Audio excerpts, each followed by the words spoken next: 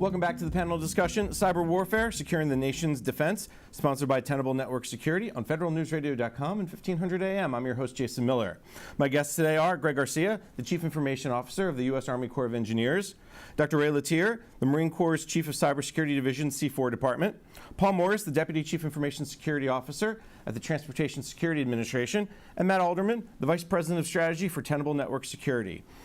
So, gentlemen, before break, I thought the conversation was down a path of when we really look at the big challenges is really not just security, but getting the non-IT folks to understand it. But I think we also got into this area of integration. I want to turn to Matt on that. It seems like that it's not the old bolt-on, built-in discussion anymore. It seems like it's built in. Talk a little bit about what you heard. Well, we hope it's built in, right? Yeah, I think the way security has primarily been addressed has kind of always been an afterthought, right? We always reacted to technology. And so as we've evolved as an industry, that afterthought has been difficult, right? Now, if the conversations are truly happening where security has a seat at the table and they are in the discussion early enough, we can start to have that conversation between the security folks and the operations folks on where is the real risk. So I think integration of security into the overall process, as Paul was talking about earlier, is critical for us to be successful moving forward. And so I think that's a very critical component. Let me ask you, Matt, when you meet with clients in the federal arena or even in the commercial side, do you, at the table, is it the CIO, the CISO, and the business owner, or are you not quite, like, talk a little bit about what you're seeing from the meetings perspective. Yeah, they vary a little bit, right? Industries vary a little bit. In most organizations, the CISO and the CIO are kind of more tied at the hip because typically security reports in to the CIO, and I think we still see that on the federal side. You don't always see that same thing on the commercial side. You have seen in some industries the split of security out under the CIO so that they're more peers at the table. But typically you're going to have both of them with the business in a discussion because you'll have the security aspects, you'll have the operational aspects, and you have the business aspects, and all three need to be addressed, and there has to be some harmony there across all three of those teams. It's interesting you bring up that split. There's a whole different discussion, but HHS unfortunately is facing some challenges in that area. The Congress wants to make some changes there. Integration, just generally speaking, I thought, Paul, you brought up a really great point about how the secretary kind of handed down some edicts, and then all of a sudden the meetings were happening. You probably have meetings not only with Stephen Rice, your Chief Information Security Officer, but it goes all the way up to Luke McCormick at DHS. Do you see that in terms of that integration? You don't have to explain as much about why cyber? I think that we've now gone past it's something new, we're trying to come to deal with it, to now it's a real part of the thing that we have to solve together, and how do I make sure that that's a part of the other decisions that we're making? And you're right, all of those folks are involved in these types of decision making, and when we talk about some of our very large systems that support the public, it will go all the way to the top of DHS about, well, what are the risks here from cyber to operational to what kind of decision do we make? Because those are big acquisition decisions, and how you either slow those things up or speed those up to either meet these requirements or not. So it's very critical, but I think you're starting to see that sea change.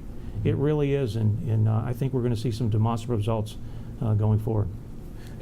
Let's talk about, because the integration is important, but you could have that meeting with the business owner, with the secretary, the undersecretary, and if you can't bring them the data, right? It still goes back to all about that data issue. So visibility into the systems, visibility into, for Army Corps of Engineers, TSA specifically, critical infrastructure. So let me turn to Greg to start. How are you dealing with that visibility issue? How are you knowing what you want to know and knowing what you maybe don't know? Yeah, it's really a complex set of legacy systems and new systems. So, many of the critical infrastructure systems were built before cyber was ever cyber. So those are in a lot of critical infrastructure, and I think fortunately many of those are segregated and only accessible by that within that critical infrastructure. The notion today is there's a lot of people that would say, oh, we need to do remote management this and connect all these to a network, and we're not quite sure if that's the best strategy, right? Because the more connections you have, the more opportunities you have for badness. But one of the things I'd like to add about that integration element that really gets to our visibility of critical infrastructure is really partnering with Army Cyber Command. That's one of the great things, is when you can get sort of a affiliated but not directly in the food chain validating partner. Cyber Command has been awesome in their support of the Corps of Engineers. They've dedicated 2 of their cyber protection teams to specifically address the control systems issue. So what we did is we came up with a plan, a schema, a process, a prioritization. We made the physical walk around these facilities to make sure that they're secure in the sense of their stable state. And then we had the CPTs, the cyber protection teams, come in behind us and validate our procedures, our techniques, our methods, and really be that second look at the process, and had great results on that. So they had a couple of suggestions that we've implemented, but really really doing the due diligence yourself and then opening that up to a disinterested party to validate what your procedures are has really helped us in assuring that we're protecting that critical infrastructure. And just so I'm clear, there's a physical piece and then the logical piece, and they're helping with both? Yes. Well, then they partner with our other partners with the physical aspect, but you cannot ignore the physical aspect of what cybersecurity is. So especially in critical infrastructure, is the access to these panels is a significant part of the deterrence method. If you have a panel that controls locks, dams, navigations, critical infrastructure, access to that panel is just as important as the cyber defense of that panel, because a lot of these things are not two-person control. So you really got to control the physical environment in addition to the cyber environment for a lot of these control systems. One neat kind of thing is I was walking down the streets of Portland the other day, and on the sidewalk there's this little cover that says SCADA on a public walkway. And I'm thinking, wow, that's probably not a good way to. So not only do I probably not defending it, but I just announced it to the world as here's the control box for SCADA downtown. So certainly we don't want to advertise that where our control systems are, but we really got to think about the physical and the cyber security. Maybe they're just waiting for the rain to wash off the paint. Yeah, maybe so. It rains yeah. a little bit in Portland. Yeah, yeah. Ray, let me turn to you for a little bit. Yeah, well, it's interesting about the operational technology. We have to worry about the SCADA industrial control systems as part of our critical infrastructure. We're finding, as we've gone through for the past 3 years to identify where they are in all the Marine Corps base locations, that unfortunately that remote connection has already happened. They have these contracts and such with the local vendors, the power companies, water companies, et cetera. And rather than just having them sit static, they have over time done their own connections. What we're finding is where those connections are, what those outbound commercial internet connections might be, so we can try to identify them, control them, and try to monitor them in some way. As we work on our modernization to take and move our infrastructure off of copper wire onto fiber, that means now with the MPLS infrastructure we can actually take and isolate certain segments of this and say, okay, now this is where the critical infrastructure piece will be. We can monitor it and watch it. I do agree also with Greg is going through and actually seeing where they are. We have had teams again going out. We have what's part of the DoD's command cyber readiness inspection. They're going to start looking into more of the critical infrastructure as time goes on. But part of that has always been a physical inspection. They take a look at the guns, gates, guards constructs, as well as the rest of the technology out there. So this is going to become, I think, the next major concern for us, because if I can take and disrupt your HVAC, I'm going to impact then your IT, and I'm going to impact your command and control, and so on. So it's very important for us. We've actually got it identified, and again, going back into the risk management framework, we're identifying where these are, and we're pulling together, say, we create a package on them so we can identify where they are, who's responsible for them, and then start that monitoring process both physically and remotely to kind of see where they are on the bases and such, and start to try to control that environment. It's interesting you bring up the HVAC. It's something we don't necessarily consider, the idea that, well, if you turn the air conditioning all the way up to 90 degrees, let's say, and then all of a sudden your servers can't handle it and they go out, it's a very simple way to really harm somebody versus trying to hack in and do something. I mean, it's almost like a back end. Well, think about what happened a few years back in Hawaii, where you had a homeless person who decided that he was going to create a fire out in a small culvert, but the culvert was actually at a core nexus location where the fiber optics were. So when he started the fire, to get warm, it took out a third of the island, and it really impacted the DoD. So you're right, when you don't understand where these intricacies are and how these meshings have happened with our operational technology, connect with our IT, you could have some catastrophic events if you're not careful. Craig? I think one thing that this points out is it's really a partnership. So the DoD cannot be an island on itself. The federal government cannot be an island to itself because we rely on commercial and academia and industry. And again, where that culvert is and where that line is raised is nothing that we control. And so that whole, you got to really do kind of that link analysis of the mission thread from, I think that one of the services, which I won't name, but basically they were saying, well, our most critical access is this thing, but when you do the link analysis, it all the way gets back to, oh yeah, we really got to worry about this generation of logistics or personnel or whichever that is, because it all feeds the system. So that understanding that mission thread is really critical, and that mission thread many, many times depends on commercial technology or commercial service providers that have a big link in that chain that can be affected. And I know so much around DoD is looking for alternative energy, solar, wind, to help provide to bases. Paul? If I could jump in on there on Greg, is that, we, starting last year, we started to dive into all of our high-value asset systems and where was those big buckets of data that we needed to protect. But we started in the contracts. We had to go in and find out what agreements we had with what other companies and what other third-party providers had connections into our systems and start to map those out.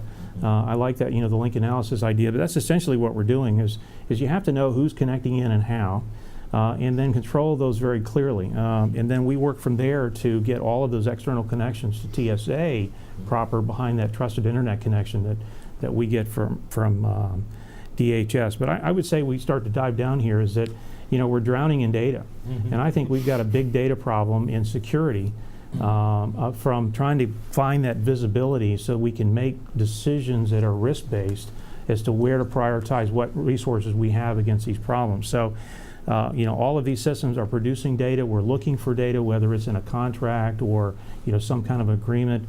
But even the security data flowing into our SOC, you've got to be able to get a handle on that. So we're looking at how to solve that. With some BI tools and some, risk tools to be able to visibly see and then, provide direction in that risk-based decision of what vulnerabilities to mitigate first or where, because they have to be prioritized and how we get after that. Right. And we've got to get away from the high, medium, low, red, yellow, green construct of that display.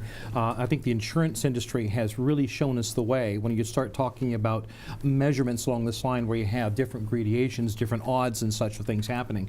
Now that goes back again what we said earlier. We've now got to educate our leadership to understand that because most of us come from a period of time where our leaders just said, look, I want it fast, I want it quick, I want to know what's there. And it's just we've gotten to that high, medium, low mentality.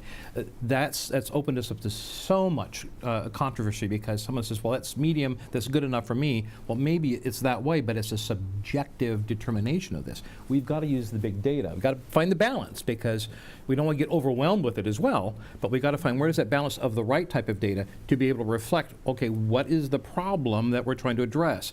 NSA and others are working, DoD are working a thing called NASCAR, where they're taking a look at the NIPR and SIPR attack response aspects using the kill chain and seeing where are those measures. If you have an organization and this kill chain can affect you, where are those weaknesses that you'll have this? That, I think, is the way to go. Now we're going to get that something is actually mission usable for our commanders. Matt? Yeah, and that's why this interconnection of the layers is so important. This is why the base concept of defense in depth was where it's broken is that contextual information driven through a big data analytics system is where you find the anomalies, right? It's where you understand what's normal and abnormal, and that's how you flag the indicator so you know where to prioritize work. A critical vulnerability on a test system is not that critical, but a medium vulnerability in your DMZ could be highly critical, right? And that context matters, and that's where the interconnection of these data layers are so important. We do see a lot of data coming into the systems. Analytics is where we will see the continual improvement of that prioritization, and that's going to be very important, I think, in the future for anyone to take appropriate action, because we're not going to get more bodies to solve this problem. So we're going to have to figure out how to trust the machine at some point. But the automation piece, is, I think Paul mentioned, was the drowning in data. How do you put that data out so you understand it from a security perspective and can take action, but also the mission area understands it? And that's why the red, yellow, green made so much sense. Hey, Greg, you know nothing about cyber, but you know red's bad. So therefore, but how do you do it? And again, that goes on that entire spectrum of, again, what is red?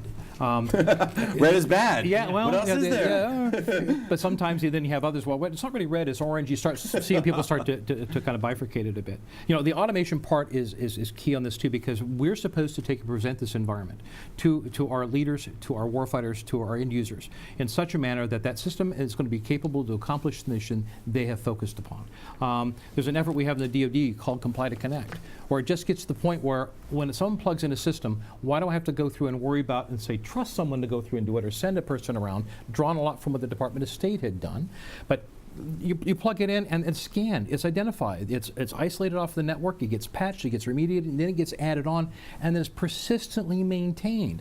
Now I can get to the part where I broke down the layer issues, I'm taking care of it, I've released humans to go do other things, a little bit more intelligent, a little bit more deep, rather than just sticking in a CD.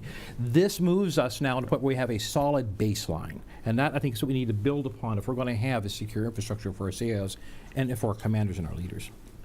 Matt, talk a little bit about that automation piece, because I think what Ray is getting to is really something that is where this, I think, market's heading. Yeah, I mean, it's nirvana, I think, for all of us sitting at the table, right? Right. Well, but it is. I mean, we've been talking about it for a long time, right? The ability for the system to protect itself, right?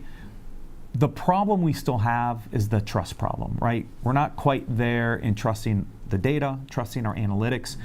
I think it's getting better. I think big data analytics, machine learning are getting us there. But if we get to the point where we're doing the same routine things over and over, and we're trusting that the data is accurate, the next logical step is just automate it, right? And so that's why I say it's the nirvana. I don't think we're there quite yet, but you're going to see more of this coming over the next few years as we really build out these analytic systems and start to build that trust. Then we can start to do more of this automation. All right, I think it's a good point to take a break. We can jump back into this when we come back. You're listening to the panel discussion, Cyber Warfare, Securing Our Nation's Defense, sponsored by Tenable Network Security on federalnewsradio.com and 1500 AM.